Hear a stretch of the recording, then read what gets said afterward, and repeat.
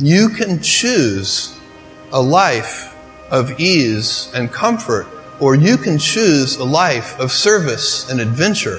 Which one of those, when you're 90 years old, are you going to be more proud of? So no matter how good we are, we can still be better. You can always be better. Customers have a divine discontent, and they teach you if you listen to customers. So we watch for that, and we see patterns, and we can find places where it's not working, something's going wrong, and that's really how I get the feedback, is from customer input. And often, in all caps, angry, you ruined my child's birthday because the gift didn't show up on time. And we take that, and what you really want to do is you take that, it's an anecdote, it's a single example, but you need to find the root cause. What went wrong deep inside the system? How did this happen? Because then you can fix it for everyone, so that particular problem will never happen again. You don't just fix the symptom, you have to fix the root cause. And that's been the secret to our operational success for 20 years. There are a lot of things that are a waste of time. When you think about your life, I often tell people that I work with, if you can get, because people have very high standards for how they want their work life to be.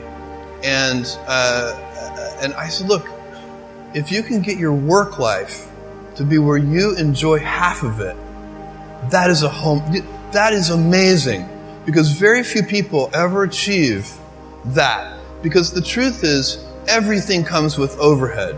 That's reality. Everything comes with pieces that you don't like. You could be a Supreme Court justice, and there's still going to be pieces of your job you don't like. You can be a university professor, and still going to be, you have to go to committee meetings, and you have to do every job comes with pieces you don't like.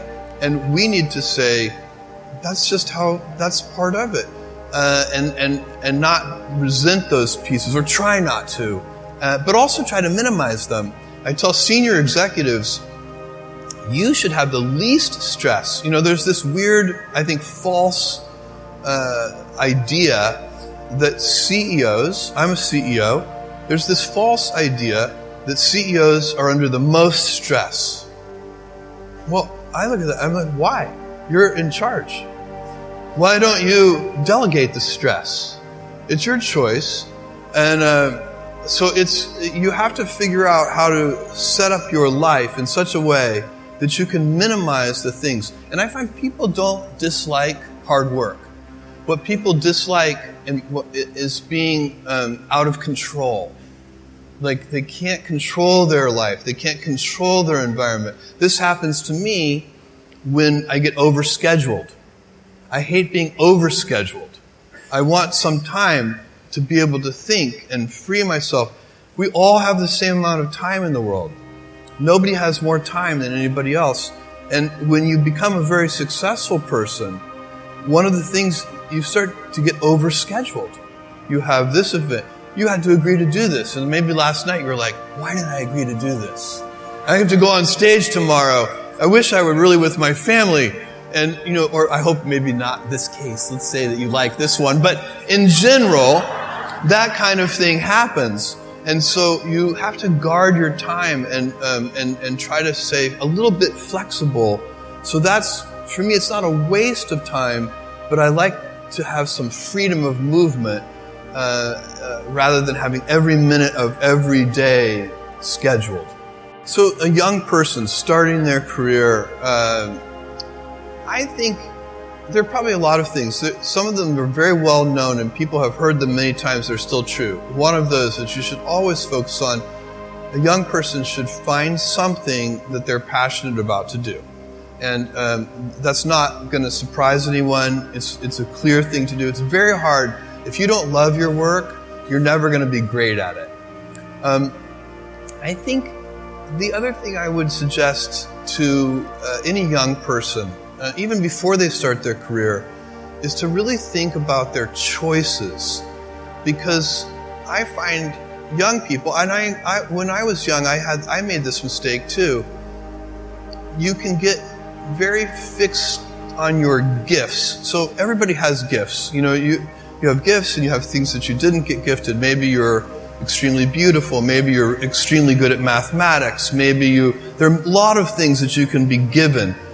But those things can confuse you because they're not the things that construct your life. It's your choices that construct your life, not your gifts. You can celebrate your gifts. Be proud of them. Be happy of them. Actually, don't be proud of them. Be celebratory of them. But you can't be proud because they're gifts. They were given to you. You didn't earn them. You can only be proud of the things you earn. And so, as I got older, I started to realize I wasn't proud of my gifts. I was always good at school. School was always easy for me. And I was always proud that I was a great student. I got A's in all my classes. I was good at math, all of that. And I thought that's who I was. But it's not true. Those are the things that are gifts. What was hard for me is deciding to work hard, deciding to use my gifts in certain ways, to challenge myself, to do things that I didn't think I could do, to put myself in uncomfortable situations.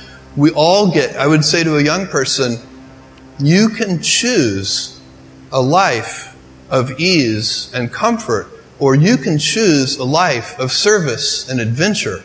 Which one of those, when you're 90 years old, are you going to be more proud of?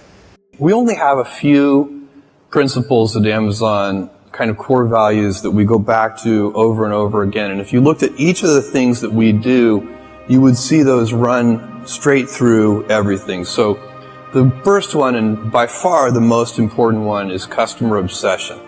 And we talk about it as customer obsession as opposed to competitor obsession. And I have seen over and over again companies talk about that they're customer focused, but really when I pay close attention to them, I believe they are competitor focused. And that's just a completely different mentality. By the way, competitor focus can work, but I don't think it works in the long run as well as customer focused. For one thing, once you're the leader, if your whole culture is competitor obsessed, it's kind of hard to stay energized and motivated if you're out in front. Whereas customers are always unsatisfied. They're always discontent. They always want more. And so no matter how far you get out there in front of your competitors, you're still behind your customers. So they're always pulling you along. So customer obsession is a deep principle that underlies everything we do.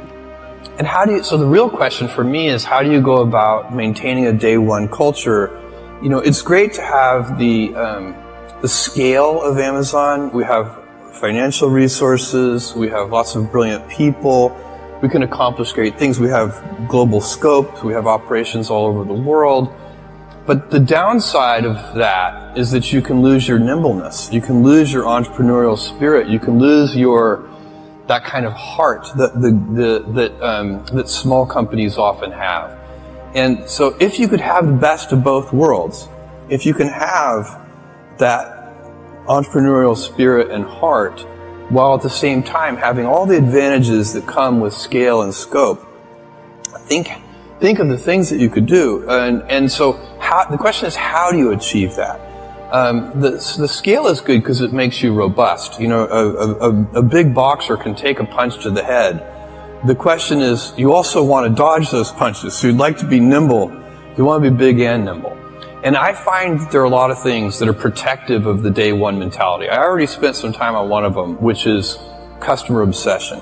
I think that's the most important thing. If you can, and it gets harder as you get bigger. When you're a little tiny company, say you're a 10-person startup company, every single person in the company is focused on the customer.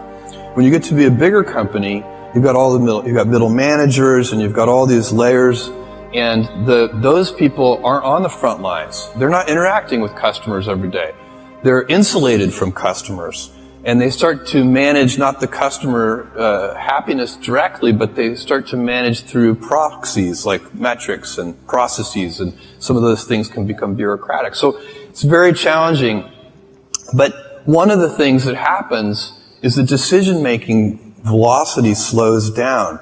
And I think one of the reasons that happens is that people, junior executives inside the big company, start to model all decisions as if they are heavyweight, irreversible, highly consequential decisions. And so even two-way doors you make a decision, it's the wrong decision, you can just back through the door and try again. Even those reversible decisions start to be made with heavyweight processes. And so you can teach people that these pitfalls and traps, and then teach them to avoid those traps. And that's what we're trying to do at Amazon, so that we can maintain our inventiveness and our heart and our kind of small company spirit, even as we have the scale and scope of a larger company. If the stock is up 10% this month, don't feel 10% smarter, because when the stock is down 10% some month, you're going to have to feel 10% dumber, and it's not going to feel as good. And so it's, ownership is, we give most of our compensation is done in terms of stock compensation, and part and parcel with ownership is a mentality of long-term thinking. Owners think longer term than renters do. So I have a friend who rented his house to some tenants, and instead of getting a Christmas tree stand at Christmas, they just nailed the Christmas tree into the hardwood floors of the house. No owner would ever do that. And but sometimes that's a bad tenant. They're good tenants, but that's a bad tenant, and it's because this is the same old thing about nobody ever washed a rental car, and you take better care of the things that you own, but one of the responsibilities of ownership, and definitely deep inside the Amazon culture, is to think about the fundamentals of the business and not the daily fluctuations in the stock price. There's no information in it. What are you really focusing on? So, I'm focusing on those things that I think make Amazon unusual. Genuine customer obsession. So like every single thing you just mentioned, when our senior executives sit down and review those programs, they're looking for customer obsession. How is it? Second one that we're focused on is invention. We don't like to do Me Too offerings. We'll be inspired by something we see in the world. We're not hermetically sealed, but we want to put our own twist on it. We want to try to do something better for customers that's pioneering. So where is the invention? Why is this going to be better for customers than whatever is serving that need in the world today? And then a willingness to think long term. So I'm very focused on those things, and also the operational excellence, reducing defects at their root. Those are the things. That's the culture of Amazon. It's the habits that we have. Those are the things I'm focused on, and those are the things that all of our senior people are focused on. Jeff Bezos, the visionary founder of Amazon, has become one of the most influential figures in the business world. His journey from a small garage startup to building one of the world's largest and most innovative companies is a source of inspiration for many. Bezos' advice for young entrepreneurs is rooted in his experiences, challenges, and the lessons he has learned along the way. One of Bezos' core pieces of advice is to embrace failure.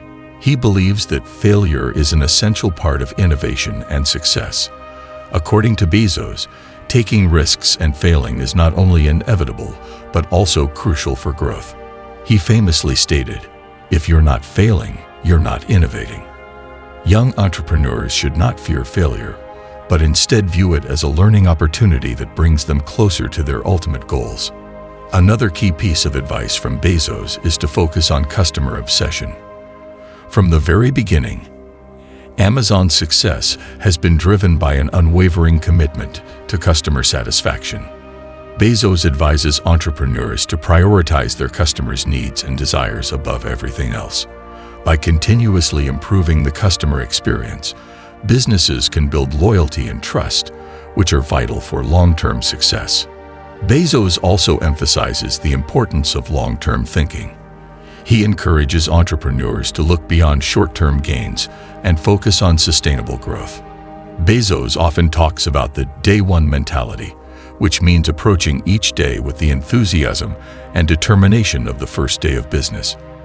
This mindset helps entrepreneurs stay agile, innovative, and ready to adapt to changing market conditions. Lastly, Bezos advocates for a relentless pursuit of passion. He believes that passion is a driving force behind perseverance and success. Young entrepreneurs should choose ventures that genuinely excite and motivate them. This passion will fuel their determination and help them navigate through the inevitable challenges and setbacks they will face. In summary, Jeff Bezos' advice for young entrepreneurs is a blend of embracing failure, obsessing over customers, thinking long-term, and following one's passion. These principles have been fundamental to Bezos' success and continue to inspire countless aspiring entrepreneurs around the world. By adopting these strategies, young business leaders can pave their way toward building innovative, resilient, and customer-focused enterprises.